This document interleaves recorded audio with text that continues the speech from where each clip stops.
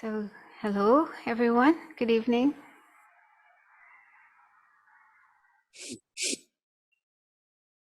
I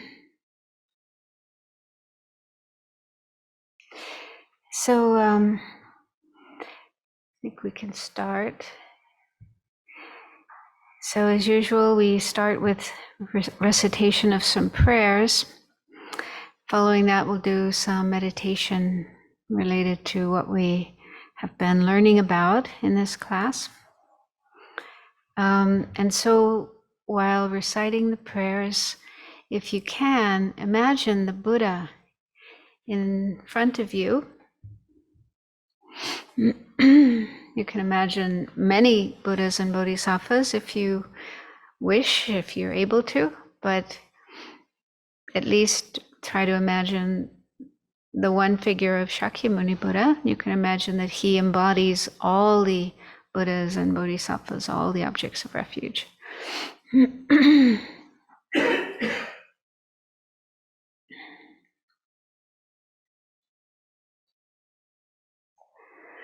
And his body is of light.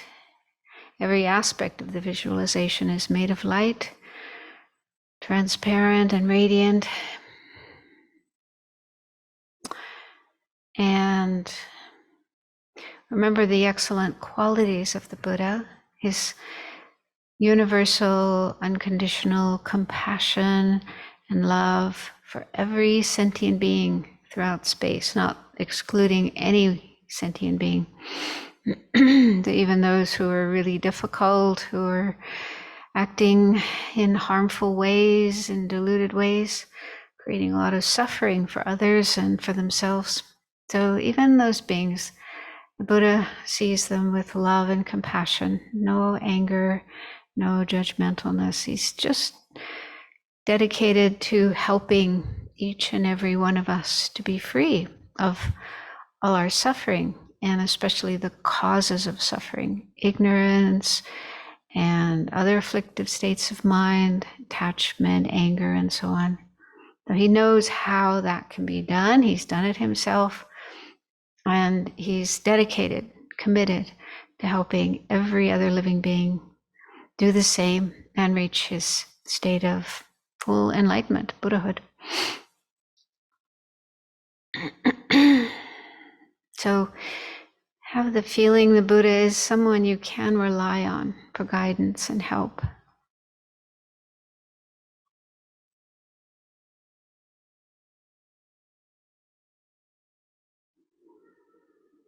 And if you can, imagine all other sentient beings around us, taking refuge along with us and receiving the benefit of taking refuge, of generating that state of mind and receiving the guidance from the Buddha.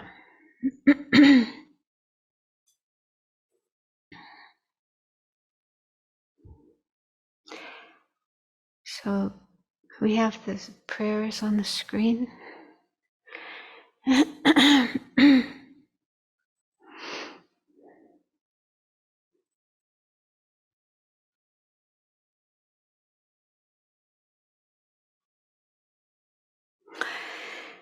I go for refuge until I'm enlightened to the Buddha, the Dharma, and the Supreme Assembly.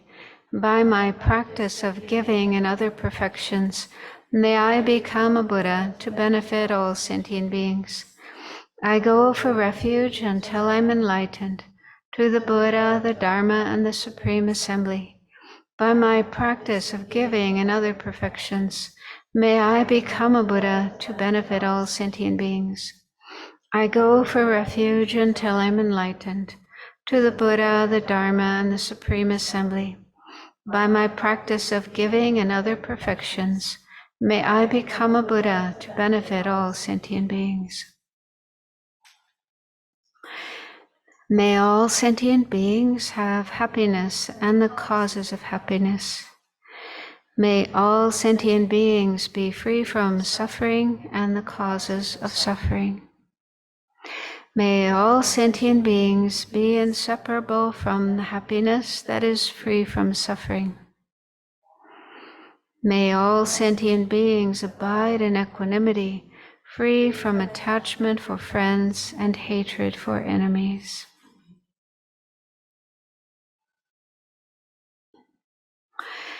Reverently, I prostrate with my body, speech, and mind. I present clouds of every type of offering, actual and imagined. I declare all my negative actions accumulated since beginningless time, and rejoice in the merit of all holy and ordinary beings. Please remain until the end of cyclic existence and turn the wheel of Dharma for living beings. I dedicate my own merits and those of all others to the great enlightenment. This ground, anointed with perfume, strewn with flowers, adorned with Mount Meru, 4 continents, the sun and the moon. I imagine this as a Buddha field and offer it. May all living beings enjoy this pure land. Idam Guru Ratna Mandalakam Niryatayami. So now we'll recite the mantra of the Buddha 7 times, and while reciting it, imagine light flowing from the Buddha in front of you, and you can imagine it going to all directions, reaching all sentient beings. And our bodies and minds get completely filled, suffused with this light. The light represents the Buddha's excellent qualities, his realizations, his love and compassion, wisdom, and so on. So as our bodies and minds get filled with the light, it purifies our negative karma and afflictions, obscurations, all the negative things in our body and mind, and it nourishes our positive potential, all the good qualities, our Buddha nature, so that those can grow, develop more and more, and bring us closer to that state of enlightenment.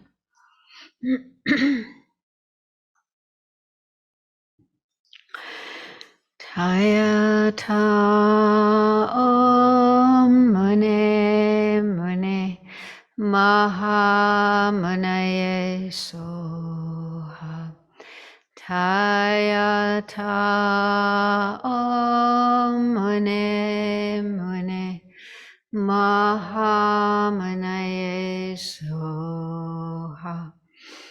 Tayata Om Mune Mune Mahamanaye Soha.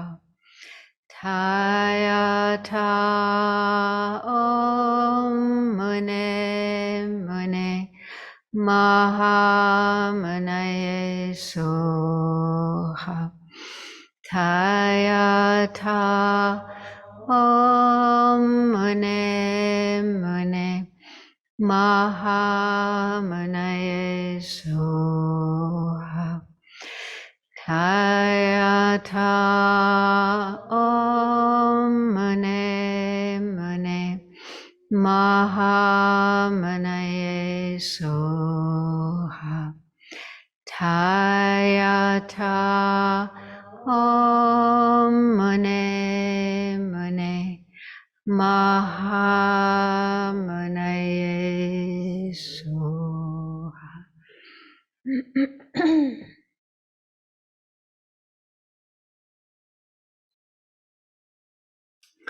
So just to make sure that you have a positive motivation, an altruistic motivation for being here, joining this class, take a few moments to generate that state of mind or refresh that motivation that you generated earlier in the day. So try to at least feel the wish to benefit others with what you learn from this class. And if on top of that you can feel comfortable with the idea of attaining enlightenment, becoming a fully enlightened Buddha, to be able to help all other beings in the best possible way, so you can bring that into your mind.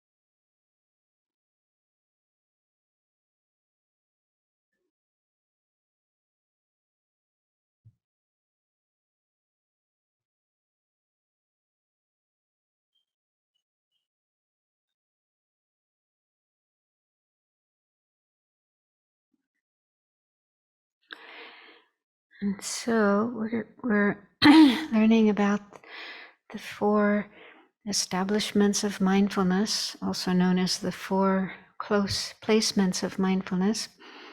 And last week we were looking at mindfulness of feelings. So I thought it would be helpful to do some meditation on that. But begin by spending some time doing mindfulness of the breathing. That's the very first practice the Buddha taught in this in the Satipatthana Sutra. So that basically involves sitting with your back straight, legs crossed if possible, or you can sit in a chair with your feet flat on the floor. And then focus on the breath flowing in and flowing out. And an easy way to do that is to count the breaths. So you focus on the complete inhalation and exhalation of each breath and count 1 and then 2 and so on for each breath. And you can count up to 10 breaths and then start again at 1 when you reach 10. So you keep counting in rounds of 10. So the counting is optional, but it does help to keep the mind on the breath and not wandering elsewhere. But it does happen that our mind gets distracted to other things, thoughts of past events or future plans, or lots of other things can pop up in our mind. So just notice if there are other thoughts that arise in your mind, and try not to let the mind get caught up in them. But if that does happen, as soon as you realize that, let go of and put aside that other thought and bring your awareness back to the breath, back to the breathing. So we'll do that for a few minutes and then go into mindfulness of feelings.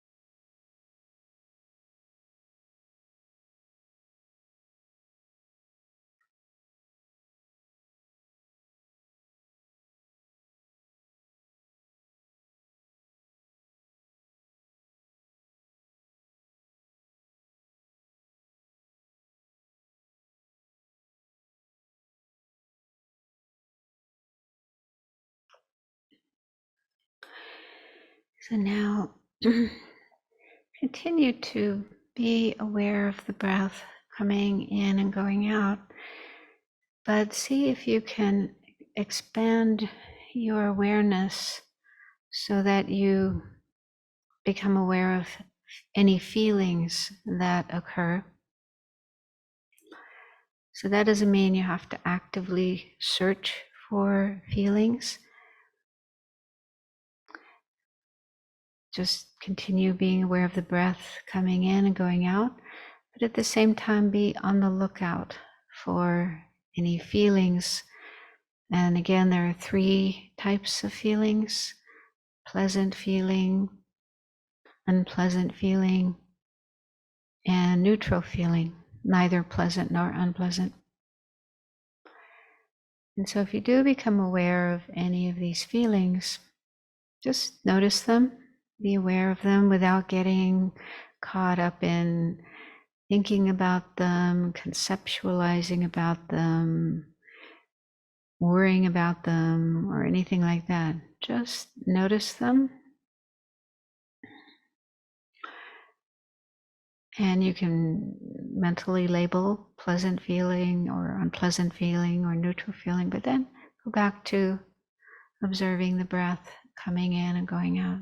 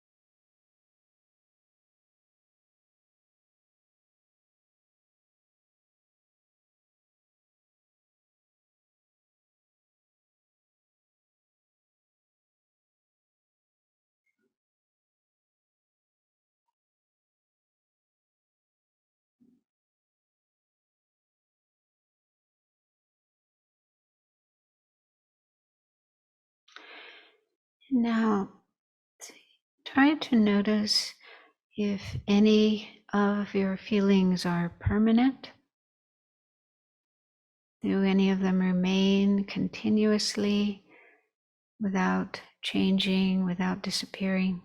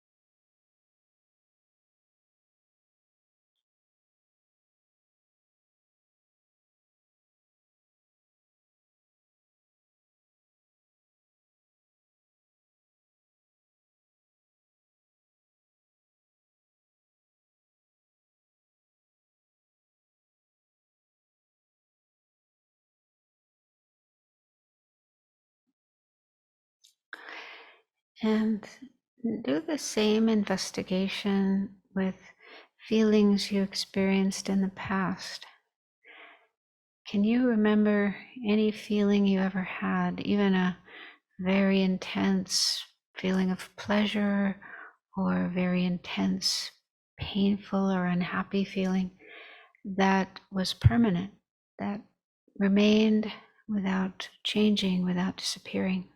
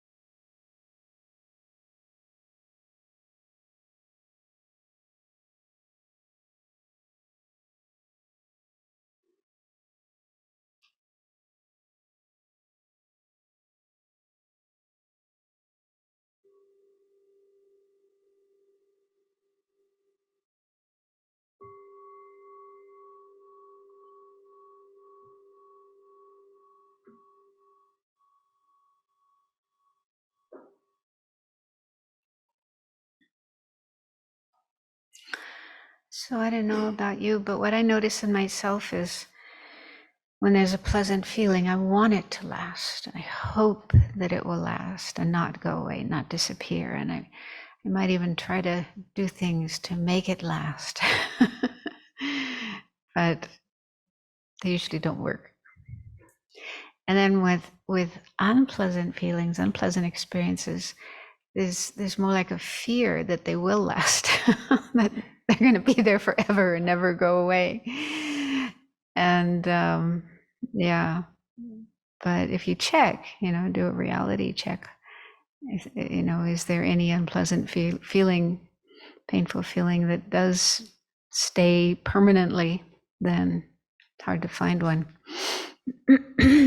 So this is one of the really useful things to look at with regard to feelings, is their impermanent nature. So anyway, so last week we started looking at this second of the 4 establishments of mindfulness. We spent quite a bit of time on the first one, which is the body, mindfulness of the body, because there were many different parts to that, many different practices to do with the body. And then last week we started looking at feelings. So we looked at what feelings are. Feelings are, it's a mental factor, an ever-present mental factor. There's always one feeling accompanying every single experience we have with all of our 6 types of consciousness. But there's only 3 types of feelings: pleasant, unpleasant, and neutral, which means neither pleasant nor unpleasant. And then also in the Satipatthana Sutra, the Buddha mentions worldly and unworldly feelings. Unworldly could also be called spiritual feelings. And each of those also can be of 3 types. So 3 types of worldly feelings, 3 types of unworldly. And the difference between them, there's different ways of explaining that, but it seems the bottom line is whether they hinder or assist our practice of Dharma, especially developing renunciation, the determination to be free of samsara. So the worldly feelings are those that are in the way of developing renunciation and practicing Dharma, whereas spiritual feelings are those that assist us in renunciation and our practice of Dharma. Because this practice of the 4 establishments of mindfulness comes, like in the Lamrim, I have the 3 scopes of the Lamrim. So this practice fits into the middle scope of the Lamrim, which is all about seeing the faults of samsara and generating the wish to be free of samsara, and then doing what needs to be done in order to become free.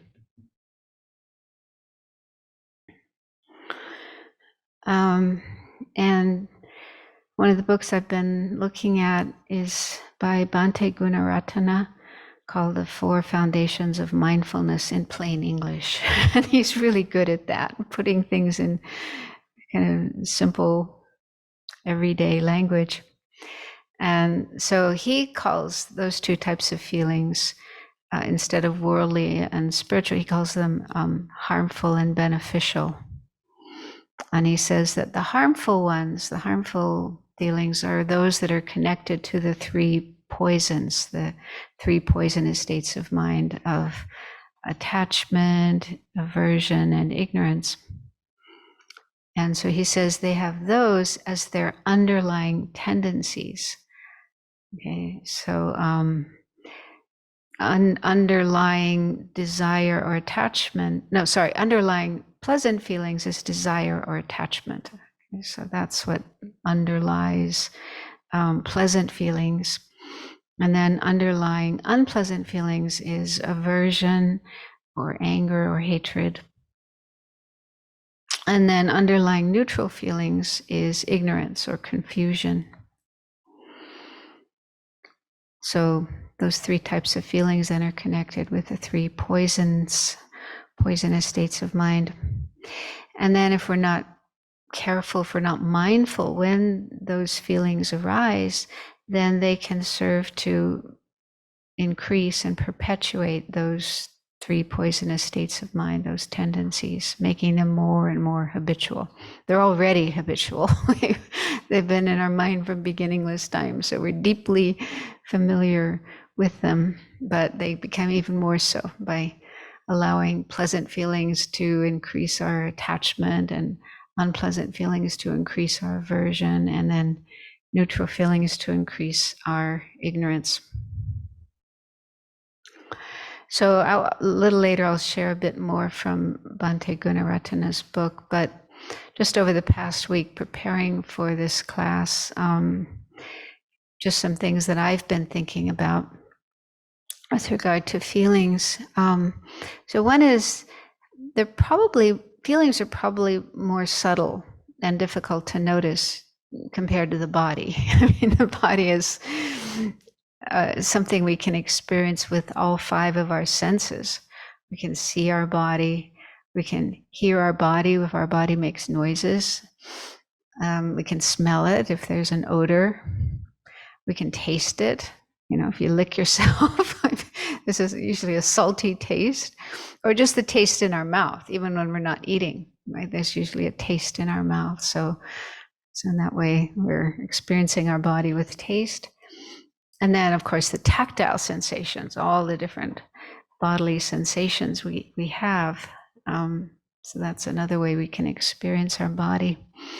But also with our mental consciousness, the 6th sense, we can also experience our body by thinking about our body, visualizing our body, and remembering past experiences we had with our body and so on.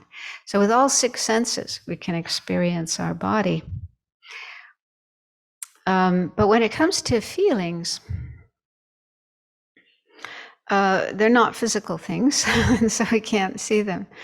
And so we can't really know our feelings with any of our five senses. So the reason I came to that was because even though with each of our five senses, seeing, hearing, smelling, tasting, and touching, there's a feeling that accompanies that experience. So when we look at something, we have a visual experience looking at an object, there's a feeling together with that visual consciousness. But can that visual consciousness perceive the feeling? Can that visual consciousness be aware of the feeling that is accompanying it, simultaneous with it? I don't think so, because feeling is a part of the mind. It's a mental thing, so its nature is clear and knowing. And the only thing that can know the mind is the mind, or rather the mental consciousness, I should say. So mind can only be known or perceived or experienced by the mental consciousness, because our eye consciousness can only see visual forms, and our ear consciousness can hear sounds, our nose consciousness can experience tastes, and so on. So each of our five senses has their own object, but all those objects are considered form, material form. And feelings, a feeling is not form, it's not physical, not material, not made of atoms and particles, it's mind. And so the only thing that can know mind is the mental consciousness. I don't know if you're following what I'm saying, but I'm just something I was playing around with. So only the mental consciousness, the sixth consciousness, is able to be aware of feelings. But what aspect of mind does have that awareness of feelings? And I thought it's mindfulness. So, and mindfulness itself is a mental factor. And so that's what this practice is all about, is cultivating that mental factor of mindfulness to be able to notice, to pay attention to be aware of the feelings that are taking place. And again, they're happening all the time, but in the beginning, we will only be able to notice the more coarse ones, the more obvious ones. But then another thing is the mindfulness that notices the feeling. Is it a mindfulness that's simultaneous with the feeling or subsequent to it? Yeah. So I came across some notes when I was cleaning up my stuff, notes that I took during a course on this very topic, the 4 Foundations of Mindfulness, by Geshe-ma Kelsang Wangmo. So a few years ago, she was teaching a course in Israel, a weekend, like a retreat. And so I was able to attend it, and I took some notes. And so she said, the object of mindfulness is something that was there at least one moment before. Yeah. So like in moment A, let's say mindfulness of feeling. So in moment A, let's say there's a pleasant feeling. So it's only in moment B, one moment later, that there can be mindfulness of that feeling, not at the same time. So she said, mindfulness cannot be aware of a present object. So that completely goes against the common idea of mindfulness, being aware of the present. Strictly speaking, it's not possible to be mindfulness of the present moment. You can only be mindful of what happened one moment before or previously. Yeah, so she says it's not, for example, it's not possible to have anger and mindfulness of anger at the same moment. There must be at least one moment difference. And also the whole definition of mindfulness that we looked at earlier. Mindfulness is, the object of mindfulness is something familiar, a familiar object. And the whole meaning, the word mindfulness is remembering remembering. So to be able to remember something, it has to be past. It has to be a past phenomena, past object. So a present object can't be remembered, at least at the same time. It can be remembered later, but not simultaneously. Does that make sense? I don't know. This is just kind of technical, but yeah. And another thing she said about mindfulness is that it only accompanies mental consciousness and not sense consciousness.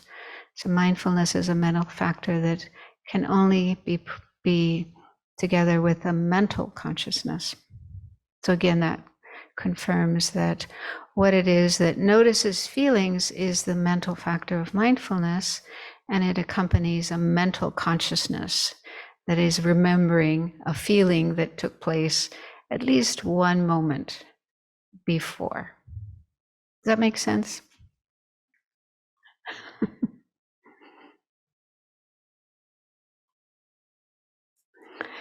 So yeah, also with mindfulness of breathing, when we're practicing mindfulness of breathing, we are mindfulness is aware of the breath, the aspect of the breath that occurred at least one moment earlier. But a moment is very short, so it's almost simultaneous. It's not like a long period of time, but almost simultaneous, but still not exactly at the same moment.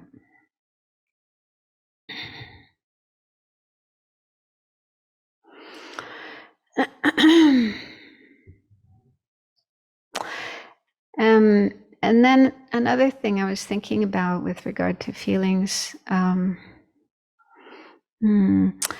we're talking about cultivating mindfulness as part of our spiritual practice to free ourselves from suffering.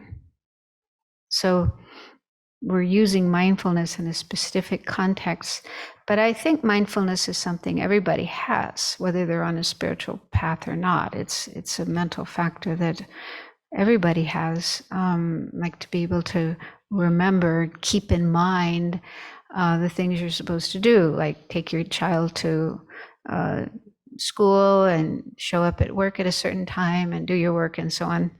So that's mindfulness that keeps those things in mind. And then I was thinking that we sometimes say something like, I'll never forget how embarrassed I was at that moment, or I'll never forget how hurt I was. Yeah. So in those, when we're saying that, we're talking about a feeling that we had in the past, and it must have been so intense, so strong that it stays in our mind. And we say things like that. I will never forget that feeling. I don't know if that's really true or not. Can we really remember that the rest of our life?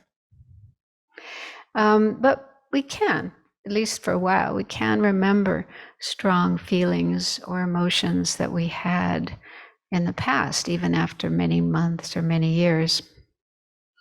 And that's not as necessarily advantageous or beneficial because we may hang on to, really painful feelings, disturbing feelings, like resentment, holding a grudge towards a person that hurt us very badly or embarrassed us or did something really awful. So we kind of continue kind of holding on to that painful feeling that we had, and then that feeds that attitude of resentment, holding a grudge. Or another example would be guilt. We remember some painful experience, maybe something stupid that we did, some mistake that we made, and we feel really guilty about it, or low self-esteem, beating ourselves up. I'm such a horrible person. I'm such a bad person because of what I did. So those are some examples of holding on to past feelings that we had, and that can underlie, negative feelings we have at the present about others or about ourselves.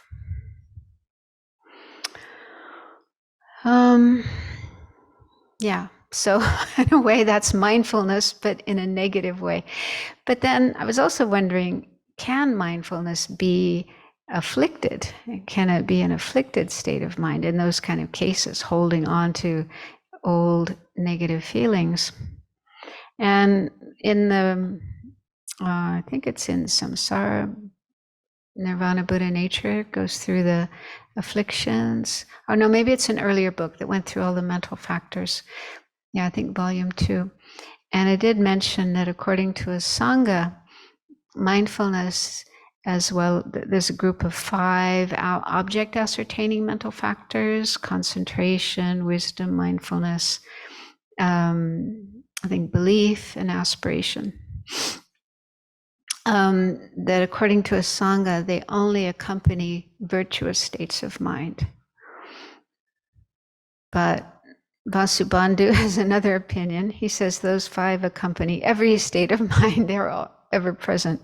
But I think generally Tibetans wouldn't agree with that. Although Geshe Rabden, in his book called Mind and Its Functions, which goes through the different mental factors. So when he was explaining that group of mental factors, did say that some of them can be afflicted, like wisdom. He said there can be afflicted wisdom. Like if you use wisdom to build bombs and weapons and, plan harmful actions. So there's probably different opinions about whether mindfulness could accompany afflicted states of mind or only virtuous states of mind. But definitely we can have memories that we hang on to of old feelings that can increase our afflictions. So we do have to watch out for that. So just to read a little bit from this book. So at the beginning of the chapter on feelings, he relates a story from the Buddha's life. I think he's kind of synthesizing this story.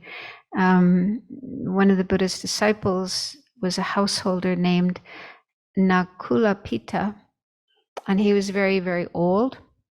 And one day he went to see the Buddha and said, "I am aged, Venerable Sir, come to the last stage, afflicted in body, often ill.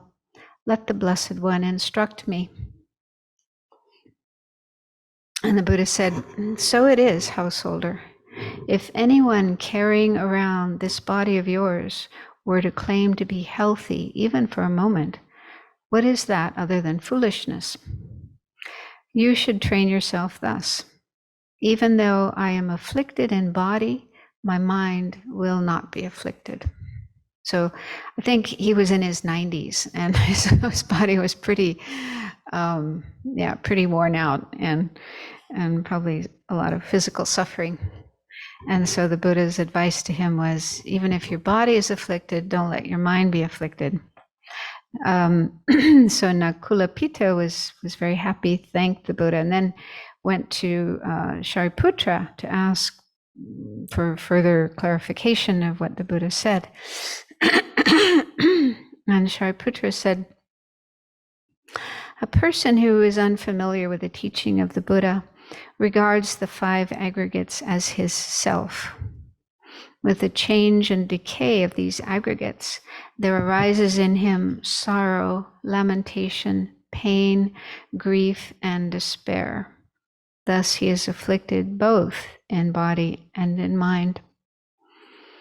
A noble disciple who has heard the Dharma, on the other hand, does not regard the aggregates as his self. The aggregates may change, but sorrow, lamentation, pain, grief, and despair do not arise in him. Thus, though he may still be afflicted in body, he is not afflicted in mind." So Nakulapita was very happy with this advice and went his way. And then Bhante Gunaratana says, "We can say that the entire teaching of the Buddha is based on feelings.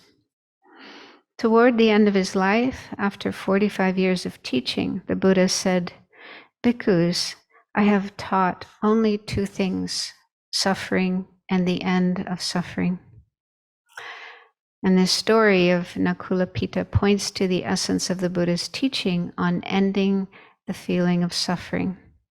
Because our untrained body, senses, and consciousness, we suffer physical pain, such as that caused by illness and aging, and emotional pain, such as sorrow and grief. So if we regard our body and mind, our aggregates, as me, or as belonging to me, or as an I existing within the body and mind, then this is a strong sense of self. We're clinging to our aggregates, regarding them as mine or me. So then this is how we have mental suffering in addition to the physical suffering of the body. And then he says, but through training in the second foundation of mindfulness, mindfulness of feelings, we can train our minds to use life's inevitable pains, such as illness and aging, as objects of meditation. However, we should not wait until we become old and ill, like Nakulapita. If we build the habit now, when we experience painful feelings, we will understand that, like everything else, pain is impermanent. Moreover, there is no permanent self or me who is experiencing the pain. When we develop spiritually and realize this truth, neither physical pain nor mental unhappiness can cause us to suffer.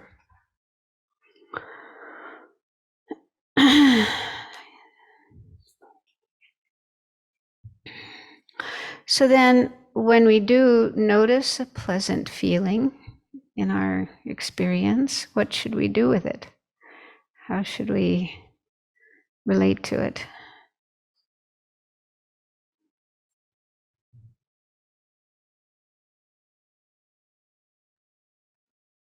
What ideas? Accept it. A pleasant feeling, accept it. Okay. Yeah. Well, we do have to accept pleasant feelings too. They're part of our experience. We can't stop them. But you were saying that with regard to unpleasant feelings. Yeah. So I'm talking more about pleasant feelings. So when we notice pleasant feelings, how can we relate to those in a spiritual way, in the Dharma way? Right. So that's one important thing, is understand the impermanence of it. And it's good to, get our own experience of that, not just, Buddha said they're impermanent, therefore it must be true, but really try to look at our own experience and recognize that they are impermanent, they don't last. Any other ideas on what to do with pleasant feelings? Yeah, that's a good thing to do. That's very connected with bodhisattva practice, thinking about others and wishing others to experience happiness. But I guess I'm trying to talk about how to, because the danger is pleasant feelings turning into attachment, clinging. That's the usual scenario. Pleasant feeling, I want more of that, and then get attached to the object and so on. So how can we prevent that?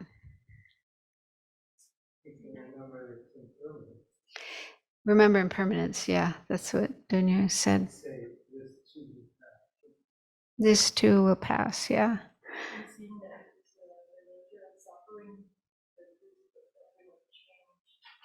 Yeah, I'm going to talk about that later, the suffering of change. So yeah, pleasant feelings are actually the second of the three types of suffering, the suffering of change. It's not easy to understand that, but yeah, we'll look more at that later. I think it's also helpful to have a strong sense of the faults of desire and attachment, to really understand clearly that if we do allow attachment or desire to develop in our mind, that's dangerous. That's going down a road that will lead to more suffering, more problems, more samsara. So those are some things we can do with pleasant feelings. And then unpleasant feelings or painful feelings, what can we do to manage those so that they don't turn into, they usually turn into aversion, dislike, maybe anger, hatred.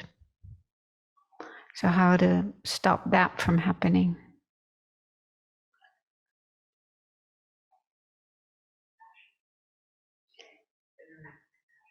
Compassion for who? Yes, okay. Yes, we do need to have compassion for ourselves, and yeah. But also for others, we can use unpleasant feelings that we are experiencing to think about others, other beings who have similar experiences and even worse experiences. And so then our unpleasant feelings can increase our compassion for others. But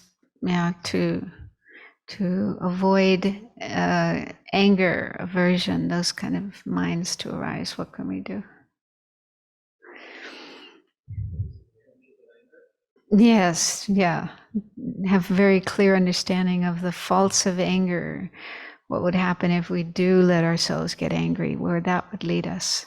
So that's very helpful. But also impermanence. Remembering unpleasant feelings are impermanent. They're not going to last. Not only remembering the disadvantages of anger, but the brutality. It's not going to help. Doesn't help. Yeah. But I think, in my experience, it's good to really do quite a bit of contemplation on anger and where it leads to, what kind of results it comes, both in your own experience and the experience of others, to really see clearly that it does lead to disaster and problems rather than anything useful. I think it's really important to have a strong, firm understanding of that, not just because our teachers say so, but because we can see that for ourselves. Because then, even if we're strongly tempted to get angry, it may seem like the right thing to do in this situation. But if we can remember and have clear awareness of the faults of anger, we can stop ourselves from going down that route.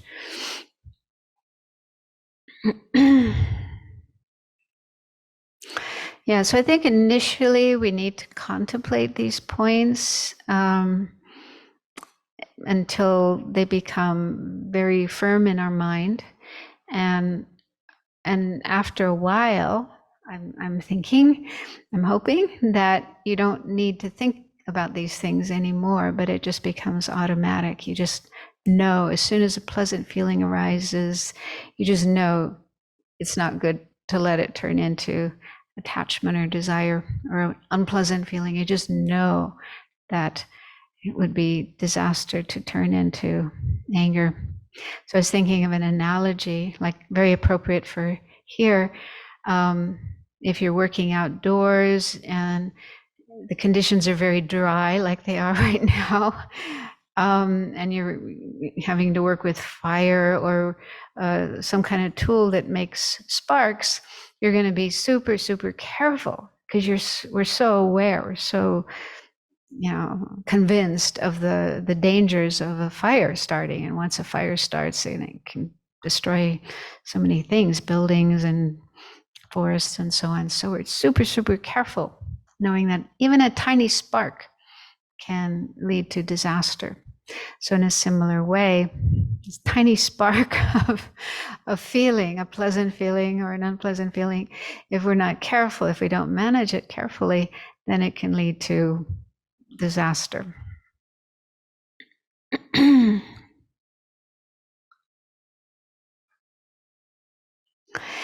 And also in the book, Following in the Buddha's Footsteps, it contains an explanation on how to use mindfulness of feeling as an antidote to pain. So, I mean, pain is something we inevitably experience in our life, and it's not easy to remain calm and keep our mind peaceful and happy when there's physical pain. But with this practice of mindfulness of feeling, then that can help us to manage the pain so it doesn't accelerate and turn into anger. So it says, for example, your leg hurts while practicing mindfulness of breathing. First, note the painful feeling and return to the breath. If it persists and becomes a strong distraction, leave the breath as your meditation object and turn mindfulness to the pain. By paying close attention to the pain and investigating its nature, see that it isn't one solid entity. It isn't just this block, unchanging, permanent pain. It's a flowing process and a series of moments of pain. Each moment of pain differs slightly from the preceding and the following moments. So if you really pay attention, you can see that. You can see it changing. Soon, what used to appear to be an unchanging, monolithic, painful feeling is seen as a mental construct projected upon a series of moments that have a similar quality. Note the changing moments of pain as well as the different kinds of pain: throbbing, prickling, stabbing, aching, chronic, acute, and so on. There's actually different experiences within that. Focusing mindfulness on the painful feeling and examining it with curiosity lessens the mental unhappiness and the craving to be free of it. And sometimes the pain can disappear. I had this experience this morning when I was meditating. It wasn't pain, it was just a strong itch. And usually, you want to scratch it and make that itch go away. But I said, no, I'm not going to move. And then it went away by itself. And then it came back. And again, I just watched it. And then again, it went away. So instead of just immediately reacting to some physical sensation like pain or an itch or the impulse to move, if we use mindfulness and just pay attention to that experience, then we can learn a lot, we can increase our mindfulness, and the experience might just pass on its own without needing to do anything else about it.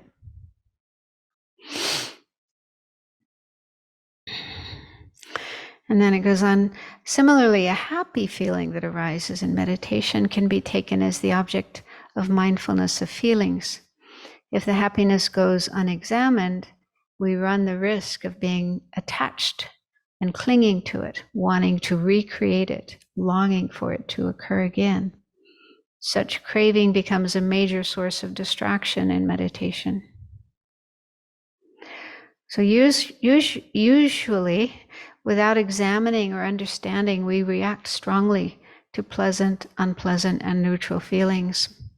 Sometimes we are even unaware of what we are feeling or unable to distinguish between physical and mental feelings. For example, when ill, we experience physical discomfort. Because we don't like this, mental unhappiness arises. This gives rise to craving for comfort and anger at the pain and at the illness that causes the pain. Motivated by anger, we scold the very people who are trying to take care of us. I heard that happens a lot. I'm sure people who work in hospitals or people who are around those who are ill or in pain, they can get quite angry and lash out, like take out their anger and frustration on the people around us. So, unaware of the unfolding process of feelings, emotions, and actions, we are miserable and feel sorry for ourselves. The mind has an amazing ability to make up stories, what practitioners often call proliferations. We may experience a simple sense contact. Someone says a few words to us, and the mind proliferates with ideas, preconceptions, and opinions. Our imagination projects motivations onto the other person and creates a variety of scenes leading to mental unhappiness or happiness. We interpret the words as praise and feel elated, or we cynically interpret them as blame and either think we are worthless or get angry at the other person. Mindfulness enables us to analyze this process and cease the unrealistic proliferations. Yeah, so the more we can cultivate mindfulness of our feelings and what happens after our feelings, then we can, instead of just having our mind blindly follow all of these processes, we can just observe it, let it go, and not get caught up in it. And when I was reading this, I was thinking of this book called Tuesdays with Morrie. I don't know if you've read it, but it's a beautiful book. Morrie, he had ALS, I think. Is that this degenerative disease? It started from his feet and then it was gradually moving up. And so he was dying, and he talked about some people coming and helping him meditate. My guess is it was mindfulness meditation that he was doing. He didn't talk a lot about it, but he would talk about some experiences that he would have. For example, sometimes having difficulty breathing. You know, the disease was reaching his lungs, so he would sometimes be struggling to breathe, which must be just terrifying. Yeah, I mean, if you can't breathe and then all this fear comes up in your mind. So he would just notice and pay attention to what was happening in his body, what was happening in his mind, and then it would pass, and he was able to not get all caught up in the fear. So that book, yeah, really has a few incidents like that, showing how mindfulness can be very helpful in dealing with really difficult experiences like he was having. And then it goes on, developing introspective awareness and mindful observation of feelings creates space in our minds to consider our response to feelings and halt the automatic arising of anger or attachment. We can then respond to situations with a balanced mind. And then there's this quote, this wonderful verse from Shantideva, chapter 6. Why be unhappy about something if it can be remedied? And what is the use of being unhappy about something if it cannot be remedied? So practicing this advice obliterates the mental suffering that arises from distorted conceptualizations. If we can remedy a situation, there's no sense in being unhappy. We should do what we can to change it. If we can't change it, being unhappy is useless. It's better to accept the situation, relax, and turn our attention to something more productive. So these are some of the benefits of practicing mindfulness of feelings. It can really help us just notice the initial experience of pleasure or pain and unhappiness, or those are the main ones we need to look out for. And then deal with our mind, deal with the situation before the mind starts going down a dangerous route into anger or into attachment, desire. So these are just some thoughts I had about feelings. And then, so the slides, Paola, could you put the slides up?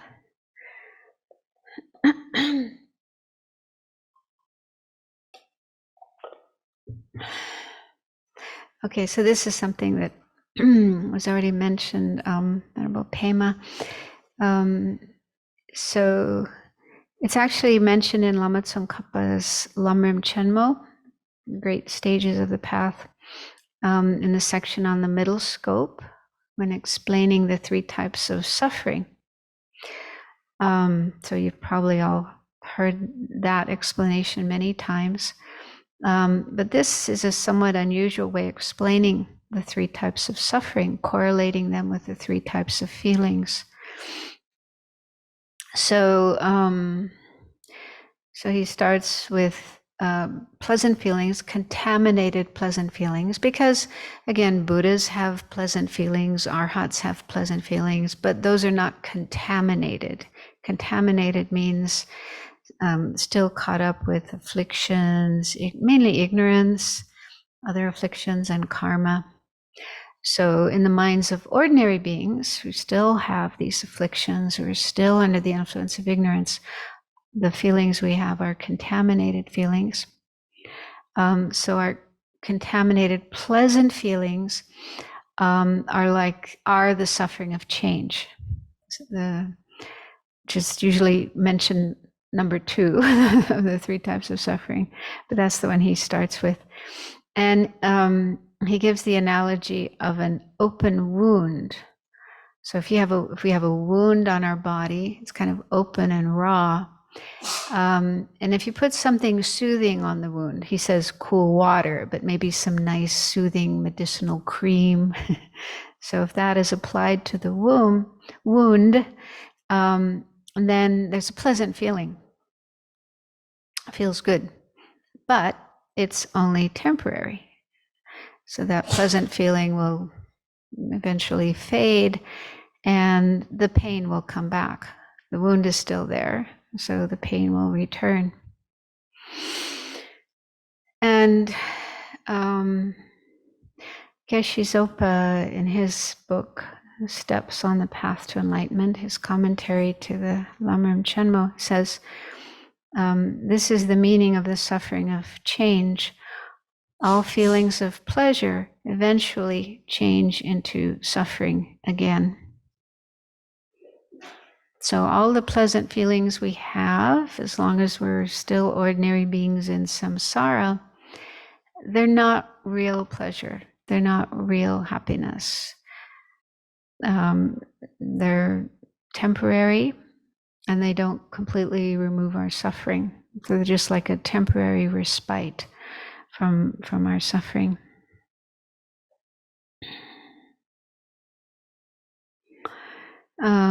So an example could be delicious food. We usually feel pleasure when we eat it, but that pleasure is short-lived. Only lasts as long as we eat, and sometimes even less than that. I notice when I'm eating, maybe the first bite, I'm paying attention to the food, but then after that, my mind thinks about something else. You get into a conversation or you're reading something, so you're not really paying attention anymore. So it's very short-term pleasure. And so Geshe Zopa says, not just the pleasant feeling is the suffering of change, but the whole mind, because the pleasant feeling is a mental factor, and that accompanies a main mind, mental consciousness. And no, that would be, well, I guess it would be taste consciousness in the case of eating food. So there's the taste consciousness, the taste experience of eating the food, tasting the food, and the pleasant feeling would accompany that. So that whole experience, the main mind and all the mental factors together with it, as well as the objects that cause that pleasant feeling. So the food, the delicious food itself. So all of those are included in suffering of change. They're all contaminated by karma and afflictions, not free from karma and afflictions. Geshe Sopa says there's no real pleasure there. It's only the degree of suffering that has changed. And then unpleasant or painful feelings are the suffering of suffering. So that's usually the one that comes first, suffering of suffering. So that's like obvious. Nobody has to tell you. You know that it's painful, it's suffering. And so the analogy of the wound, it's like if you have an open wound and then you put something on it that's irritating, it just increases the pain, like salt water on a wound. So then, the suffering intensifies, even more pain. So that's the analogy of suffering of suffering. And again, the suffering of suffering includes the unpleasant feeling plus the main mind that it accompanies, other mental factors accompanying it, as well as the contaminated objects that produce that painful feeling. So whatever objects we are contacting, encountering that cause the painful feeling, all of those are included in the suffering of suffering.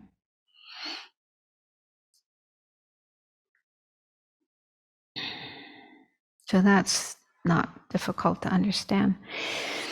And then the third, neutral feelings, contaminated neutral feelings, because again, not all neutral feelings may be contaminated in the minds of arhats. I don't know, probably Buddha. They say Buddha has only pleasant feelings. So every moment there's pleasant feelings. But maybe arhats will sometimes have neutral feelings. So in our minds, ordinary beings who are still afflicted by ignorance and so on, so our neutral feelings will be contaminated. And so those are like the third type of suffering, which is the suffering of conditionality.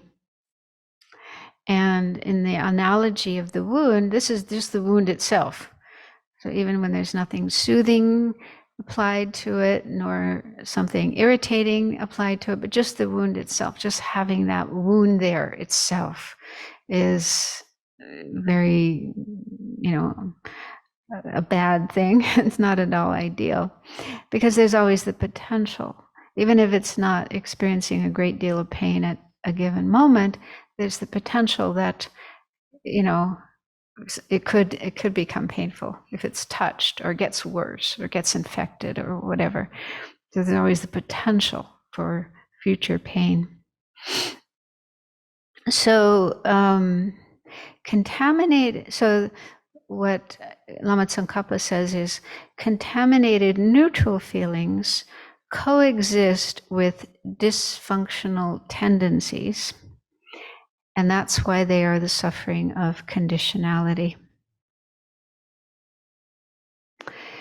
So dysfunctional tendencies, Geshe Zopa calls them negative tendencies. He used the expression negative tendencies, and he says that they refer to the potential that we carry with us, I think from birth, from past lives, in the form of karma and afflictions, to experience undesirable circumstances. Having these tendencies means we have no control over our future experiences, but are at the mercy of karmic seeds and afflictions. So it's like, as long as we're in samsara, our aggregates, especially our mind, contain karmic seeds and seeds of afflictions, attachment, anger, ignorance, and so on, all the various afflictions. And so there's always the potential, there's always the possibility for these arising and producing manifest suffering.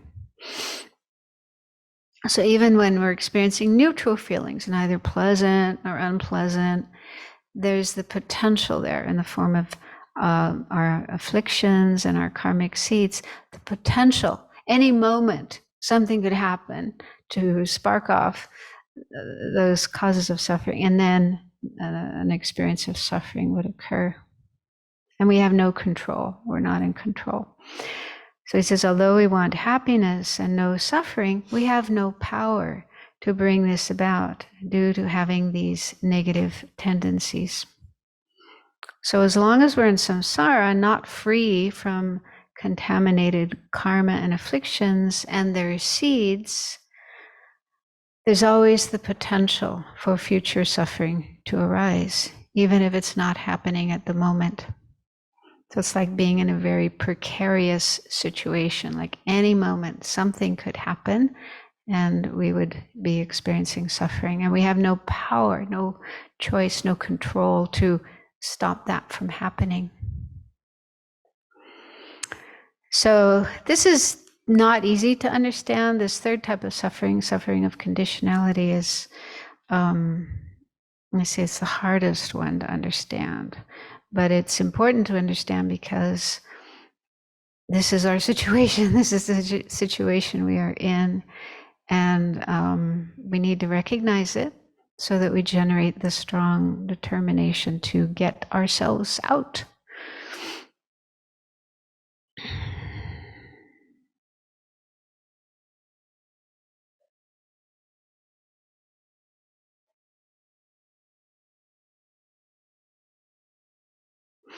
So this teaching on the three types of suffering, three types of dukkha, and how this is correlated with the three types of feelings, but also in general, just especially the explanation of how pleasant feelings, happy experiences that we have are actually another type of dukkha, another type of suffering.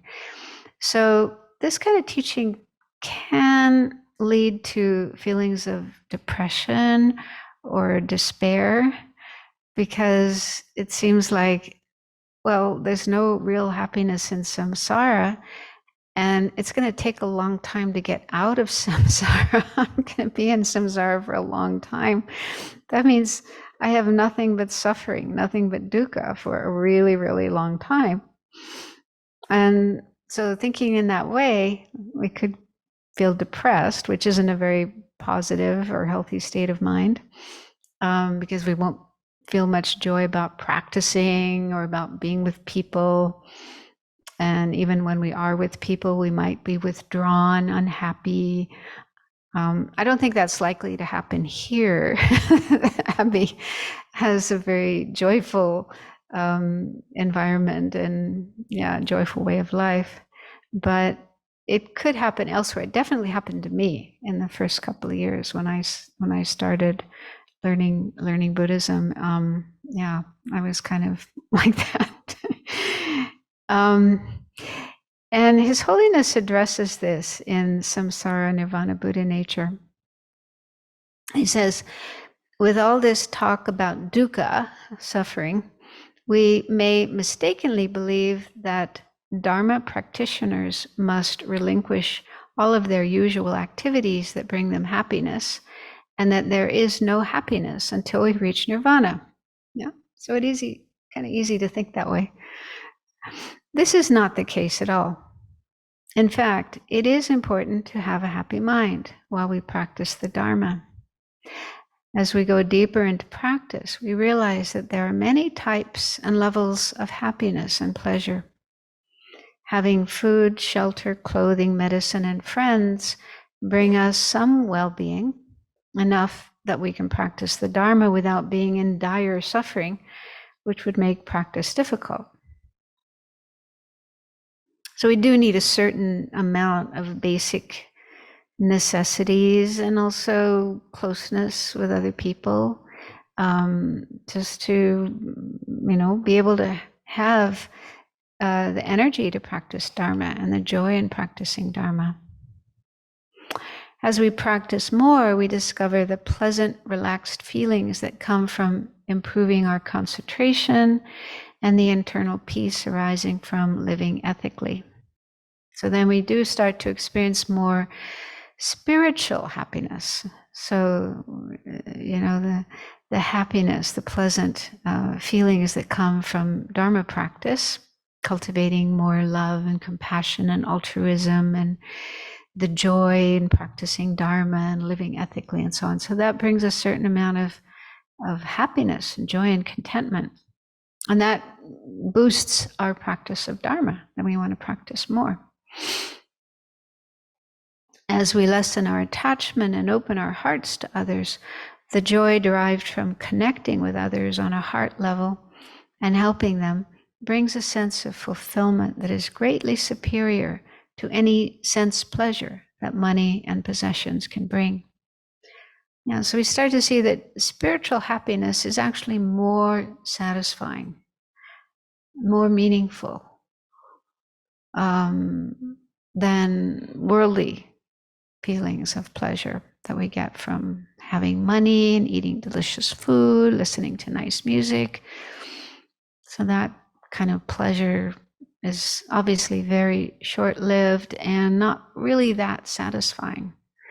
Whereas the happiness, the pleasure we get from our practice of Dharma is more satisfying. So I think naturally, because I like to think the mind wants happiness, and so it gravitates towards whatever really does bring genuine happiness, or at least longer lasting happiness, more satisfying kinds of happiness. So then we naturally want to engage in those things more and less in the more worldly forms of happiness and pleasure.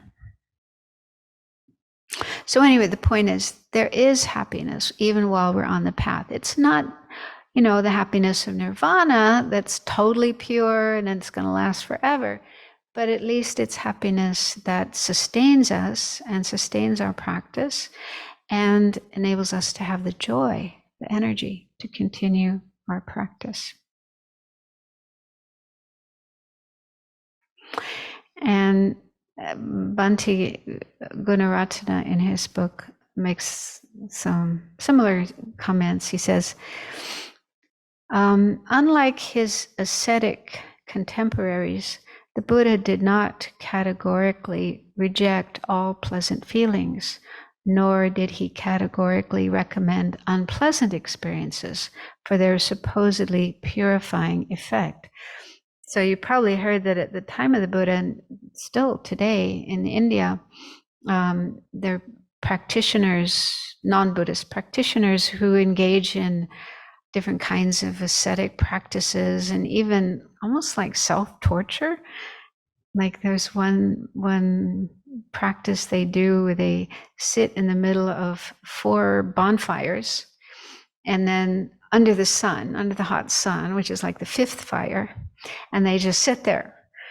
I don't know the reason for doing that. Maybe it's to, develop strong willpower, overcome your attachment. I don't know, but anyway, there are practices like that, and it's also in most religions, many other religions, like in Christianity, there was, and I think still now in some places, the practice of beating yourself, whipping yourself with a whip. And just recently there was a photo from Afghanistan when the Taliban took over again. There were different photos, and there was a photo of some men who were whipping themselves with chains. They had these chains with blades, like razor blades within the chains, so they were beating themselves with that. Apparently this is Shia Muslims who do that practice. So anyway, there are practices like that some people engage in to purify their sins or to overcome their desires, their attachments, or whatever. Anyway, this is not at all something recommended by the Buddha. So he didn't encourage that, but he also didn't encourage going to the other extreme of indulging in pleasure. So he taught the middle way. And so anyway, so Bhante Gunaratana says, instead, he placed emphasis on the mental and ethical consequences of all types of feelings. With the help of the above 6-fold classification, that is, the worldly feelings and the spiritual feelings and the 3 types of each of those, this ethical dimension becomes apparent, uncovering in particular the relation of feelings to the activation of a latent mental tendency towards lust, irritation, or ignorance.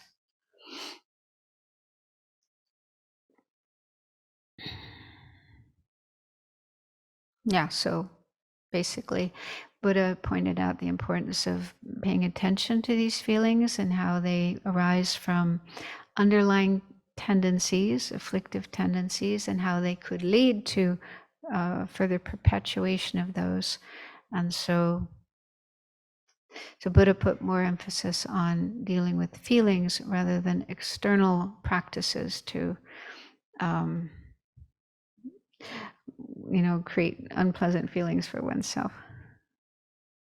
So anyway, the Buddha didn't say we can't have happiness, and he didn't say we should have suffering, but rather a middle way, and paying attention to our feelings and learning to manage our feelings.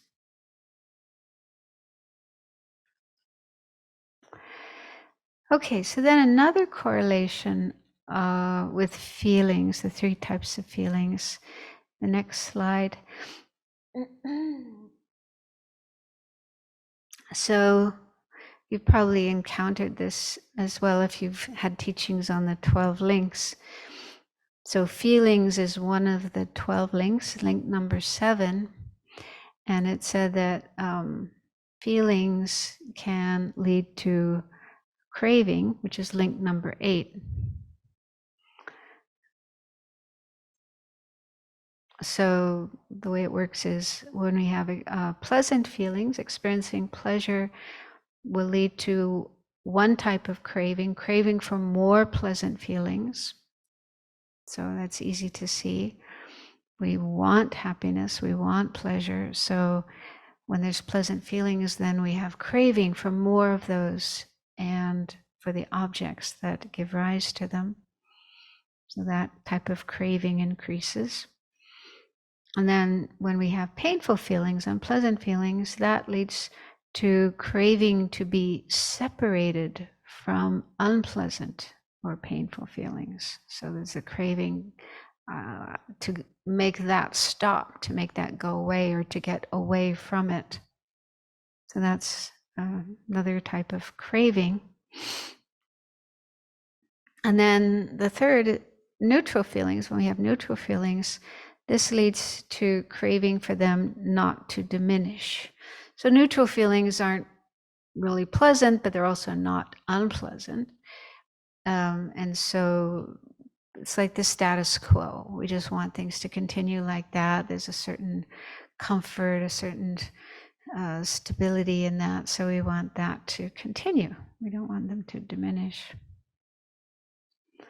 And then craving, which is link number 8, in turn increases, sometimes it's called grasping, link number 9, or clinging, I think is what Venerable Children calls it. So both craving and grasping or clinging, these are variations of attachment, they're forms of attachment. And these play a very important role in our continued existence in samsara. Because when we come to the end of our life, our aggregates are falling apart, we're dying, and then usually for ordinary beings, there will be a strong craving arising, craving to not go out of existence, to not lose this body, or once we realize we are losing this body, then craving to have another body.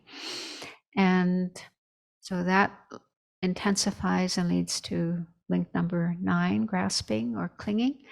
And then those two links nourish one of the karmic seeds in our mind, a seed to cause another rebirth. So once that's nourished, then we're on our way to another life in samsara, another rebirth in samsara. And so, yeah, these are crucial factors in the whole wheel of life, the circle of samsara, dying and being reborn again and again. Because as we've seen in the case of arhats, those who have attained liberation from samsara, they still have karmic seeds, a certain number of karmic seeds in their mind that could cause rebirth in samsara, but they will not take rebirth in samsara ever again because they no longer have craving or grasping. They've completely eliminated attachment. So there's nothing there to nourish those karmic seeds and cause another samsaric life, another rebirth. So this shows the link then between feeling and craving, which again are factors in keeping us in samsara.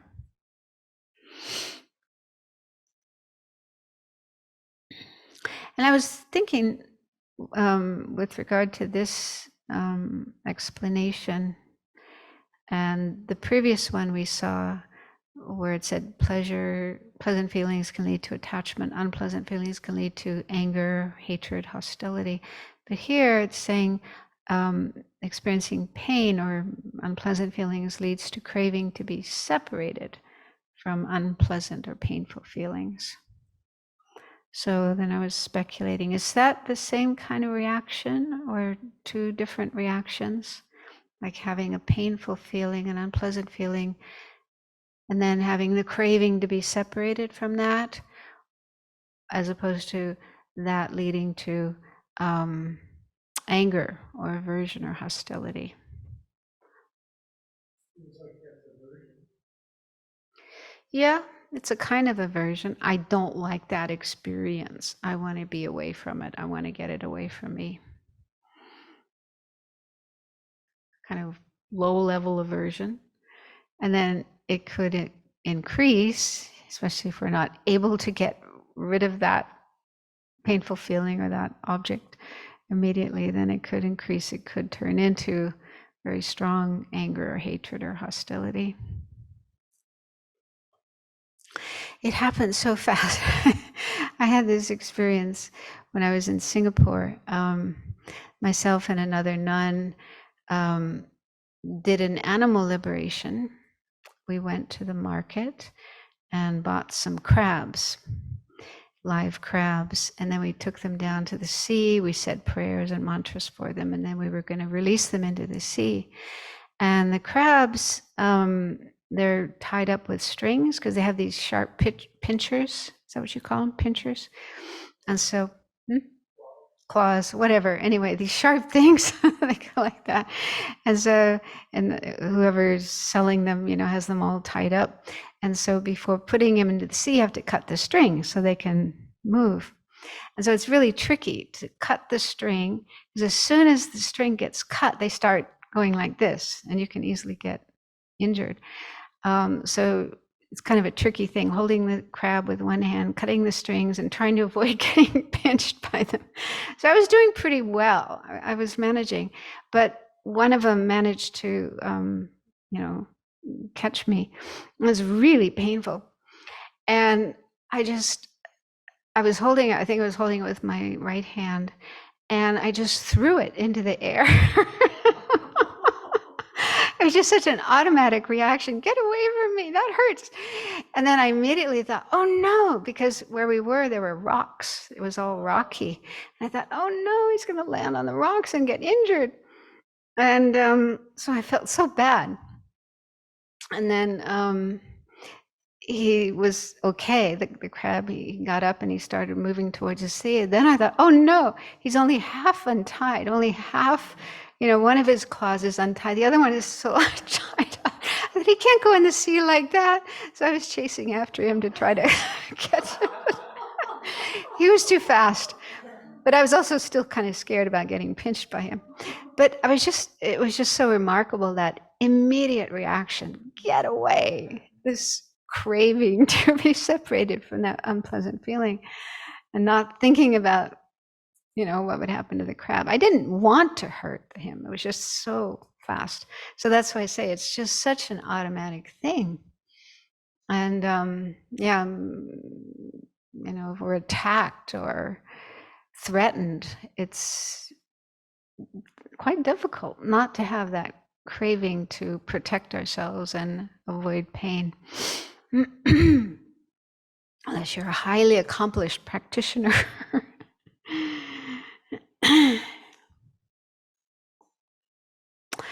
And then in the teachings on the 12 links, it says that the space between feeling and craving is one of the places where the forward motion of dependent origination can be broken. So, if we can be aware of feelings and manage to not let the arisal of craving for the pleasant feelings, craving to be free of unpleasant ones, and so on, then we can lessen the craving. And it's not like the total solution to the 12 links. The solution, the way to be free of the 12 links is to eliminate ignorance. But at least we can reduce the proliferation of craving, which is one of the important factors keeping us in samsara. So it says, by being aware of feelings and noting them with introspective awareness, it is possible to prevent craving from arising in response to them. We practice observing feelings without reacting to them, observing how they arise and cease, and investigating where they abide. So this seems to be, the essence of the practice of mindfulness of feelings, is to be aware of our feelings as they arise and do whatever we can that they don't lead to afflictions, especially attachment and aversion, craving, and also to realize their impermanent nature, to see them as impermanent. So the next slide just has sort of the final instructions the Buddha gave on the practice of feelings. And this is similar to what we looked at earlier with the mindfulness of the body, where he talked about contemplating it internally, externally, and both. So, so the Buddha talked about contemplating feelings as feelings internally. And that expression, feelings as feelings, as explained by one translator, Thanissaro, he said that means viewing feelings on their own terms rather than in terms of their function in the context of the world, like how our feelings fit into the world. So not thinking about feelings in that way, but just seeing feelings on their own as they are. And then internally means our own feelings in our own mind, our own experience. And then the next line, he says, contemplating feelings as feelings externally. So that means others' feelings, contemplating others' feelings. So in following Buddha's footsteps, it says, contemplating feelings externally opens our mind to the fact that others also experience pleasant, unpleasant, and neutral feelings. With mindfulness, knowing our own feelings, we can sense others' feelings. Scientists speak of mirror neurons that evoke in us a feeling similar to that experienced by others that we see or hear about. This arouses compassion in us because we are aware that, like us, others' afflictions arise immediately in response to their feelings. Like us, others are captivated by their feelings and go to all lengths to avoid unpleasant ones, experience pleasant ones, and not lose neutral ones. So this is part of the practice as well, is to be mindful of others' feelings, although we can't always know exactly what others are feeling unless you have clairvoyance, but often just by people's body language and expression on their face and tone of voice and how they're behaving, we can get some idea. The next point says contemplating feelings as feelings both internally and externally. So this involves alternating contemplation of our own feelings and others' feelings, and this also can increase our compassion. And the next point says, contemplating the arising and passing away of feelings. So, foundation of Buddhist, following the Buddha's footsteps says, observe that you can experience a pleasant feeling one moment and a painful one the next. Yeah, so if we watch our mind, our experiences, we can notice that they can alternate quite quickly. One moment pleasant, next moment painful, or vice versa. So feelings arise and cease quickly, one after the other.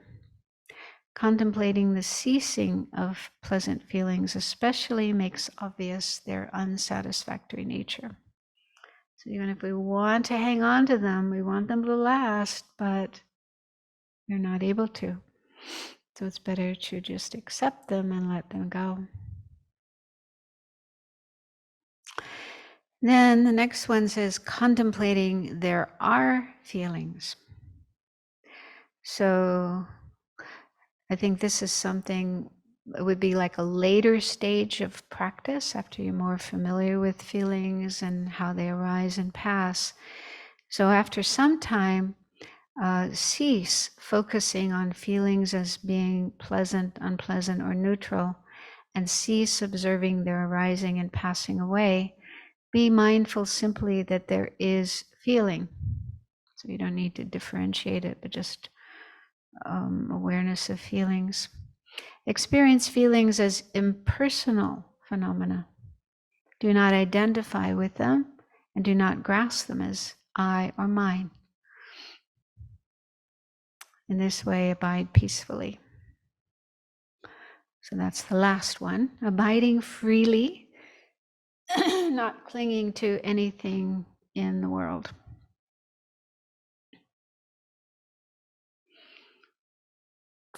And following the Buddha's footsteps mentions an additional practice, which is related to this, and that is to investigate if there is an independent self who experiences a feeling.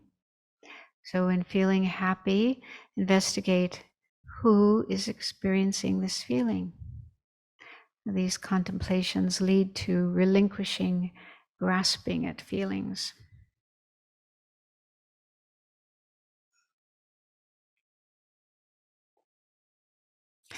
So one other thought that I had about this was that, having a strong sense of I, a real solid I, me, ego, and feelings, that they can reinforce each other. Just a thought that I had. I don't know if this is true or not, but so if we do have a sense of a real I who is experiencing feelings, then the feelings themselves will seem more real and important, things that we need to take seriously. I am real and important and solid, and I have pleasant feelings and I have unpleasant feelings, so they are important too. So the stronger our sense of self or I, then the more serious will seem our feelings. They will seem more important, more serious. And so that's like feeding them, taking them more seriously. And so that could increase those feelings, making them stronger and more likely to lead to afflictions. I don't know if that's true or not, but something to look out for. And then on the other hand, the arising of feelings can make the I seem more real. I feel, therefore I exist. So we have a strong feeling of pleasure or a strong feeling of pain or unhappiness, then that will make the I, because there does seem to be an I behind them, experiencing them. So then that I will also seem more real, more strong, more concrete. So they kind of, if we're not careful, if we don't have mindfulness and introspective alertness and wisdom, understanding what all these things are, how they arise, and so on, then they can reinforce each other. So conventionally, of course, feelings do exist, And there is an I, a merely labeled I, that does experience feelings. But our usual experience of I, the habitual kind of gut level instinctive sense of I, we don't see ourselves as just merely labeled. We see ourselves as inherently existing. So that sense of an inherently existing I can seem to be more real, more concrete when we have feelings. But if we train ourselves to see feelings as just a mental factor, these are mental factors arising in our mind, momentary, they arise, they pass, they're not who we are, not what we are, not permanent, and so on. So that can help to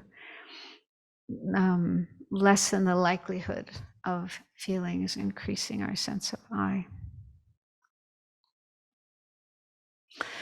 Okay, so that's pretty much the end of the section on feelings. And I thought we might have time to start the next of the 4 close placements of mindfulness, which is mindfulness of the mind, but we'll leave that for next week. So if there are any questions, remember Pema?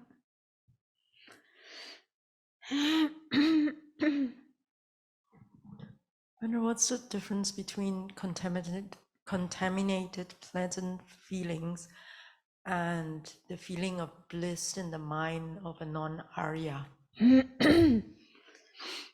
A non-Arya's feeling of bliss? Yes. Well, I think bliss is a pleasant feeling. And I guess it depends on, like, what is the cause of that bliss? Is it meditative absorption, or is it going to Disneyland, or I don't know. So if it's a feeling of bliss from meditation, but is a non-Arya, so they don't see emptiness directly, so in a way it's contaminated. So is it like, so is feeling the bigger category of this kind of bliss? I mean, the term bliss, it's used in Tantra and Vajrayana. I'm not sure if it's used in other aspects of Buddhism. I mean, they do talk about, like, when one develops the jhanas, the concentrations. On the first 3 levels of the jhanas, they usually use happiness and what's the other term? There's 2 things.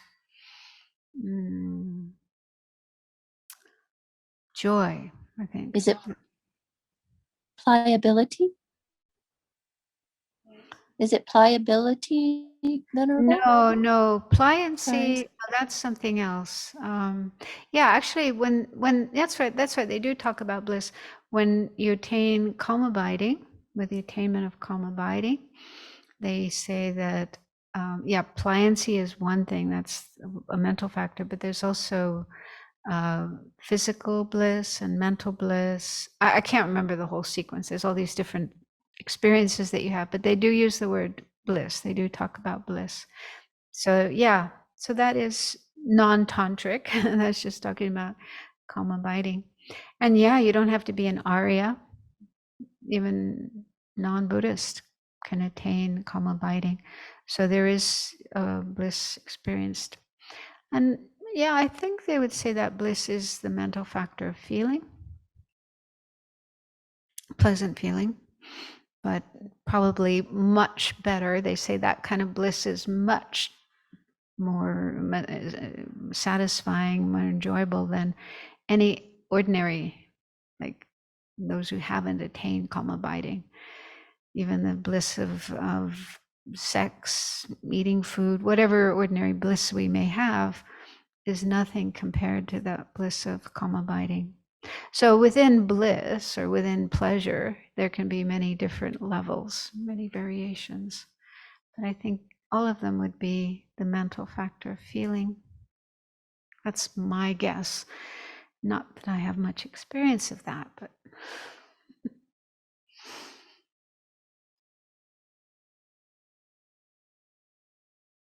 I appreciated how you talked about how feelings are actually experienced by the mental consciousness, because I think that feelings are what? Experienced by the mental consciousness. Yeah. Because I think we've talked about that before, and there was sort of like differences of opinion. But it reminded me of a story that I heard a nun teach at Kopan, Annie Karen, and she was saying that before, when a mosquito would stick its what do you call it, stinger into her, it would be extremely painful. But then she trained her mind to turn that into an act of giving. And then she said when she felt the feet land on her skin, she felt bliss. So, or maybe even when the stinger went in her. But it's just interesting. It's like the same physical sensation, but the feeling that accompanies it can be completely different depending on your conceptions, which is the mental consciousness. Yeah, I think I talked about that last week, because in talking with Geshe Lundrup, he said that, yeah, feelings, one of the causes of feelings can be conceptions. And I think it's, if we're very familiar, they said, very familiar with certain ideas, certain conceptions, then that can affect the feelings that we have.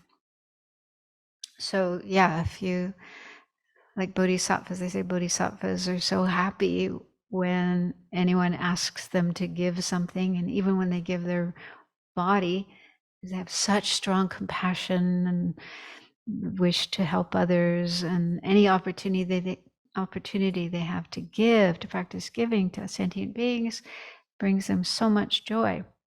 So with that kind of conception, then you would feel happy, whereas somebody else would feel, no, I don't want to give you my things. I don't want to give even a drop of blood to that mosquito. Yeah, so the conceptions that we have can affect the feelings that we experience.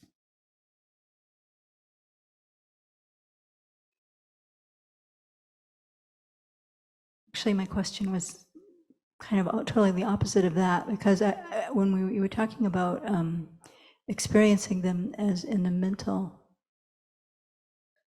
things, I thought immediately the divisions of feelings. I went back and they say, the fivefold of physical suffering and or mental suffering, and so forth.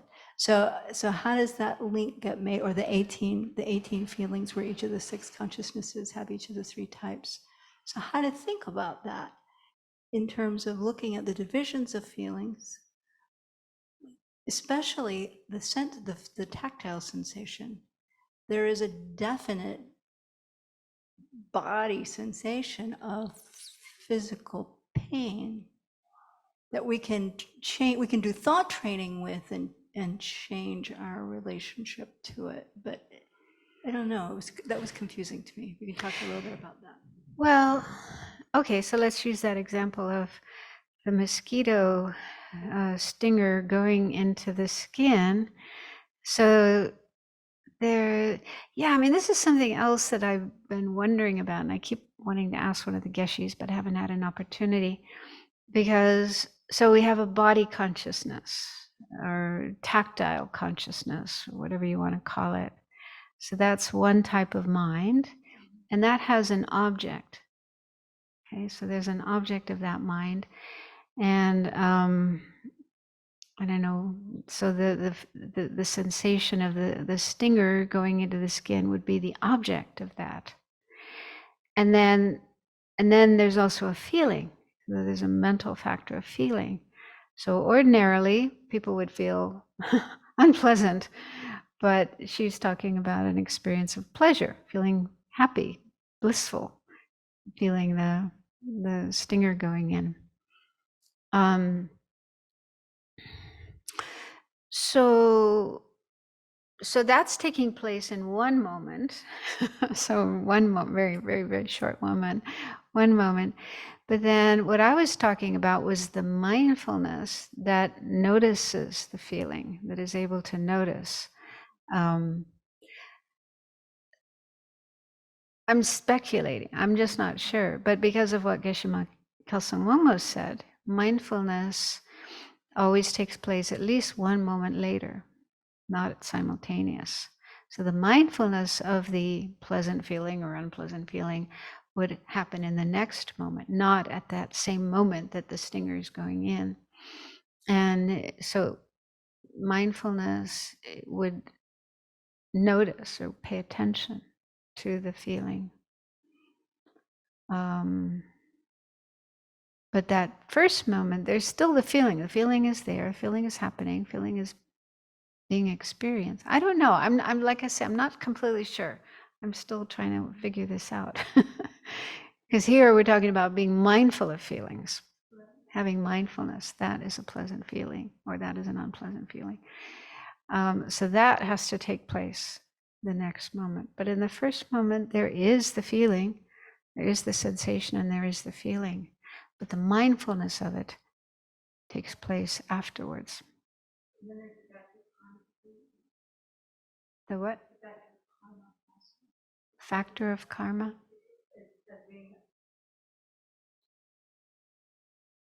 Ripening of karma as being one of the causes of a feeling. So, I mean, I don't know about speculating about mosquitoes, but you would have the different kinds of karmic ripening about whether that's a pleasant or unpleasant feeling, not dependent on the stinger, but depending on whatever karma has been created. Yeah. So they do say, feelings are the ripening of karma. But then when I was talking to the Geshe, he immediately said, oh, but that's not the only cause. There's also conception. So I think, and then contact is also a cause. So there's many causes and conditions. There's always many causes and conditions, not just one. So karma would be one cause and condition, but other things as well, determining whether you have a pleasant feeling or an unpleasant feeling or a neutral feeling. Very complex. Yeah. So we better stop there. And we will, so next week we'll continue and we'll start talking about the next one, mindfulness of mind. So let's finish by dedicating the merit, the positive energy created during this time. Starting off with a positive motivation and then doing some meditation, listening, thinking about and discussing these teachings of the Buddha. So we've definitely created merit, positive energy. So now let's share that merit with all other sentient beings, wishing it will bring them happiness, peace, liberation, and ultimately enlightenment.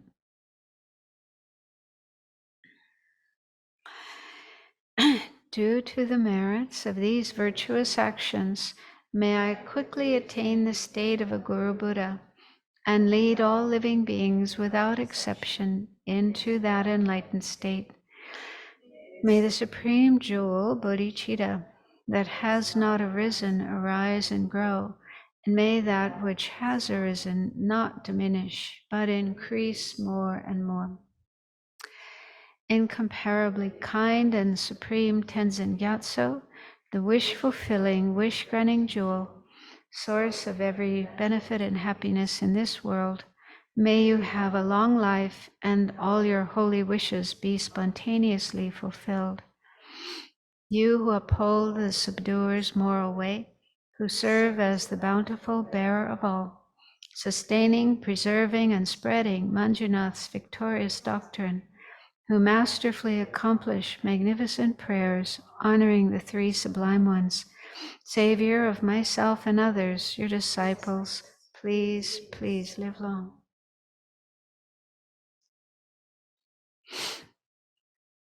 Thank you. Thank you.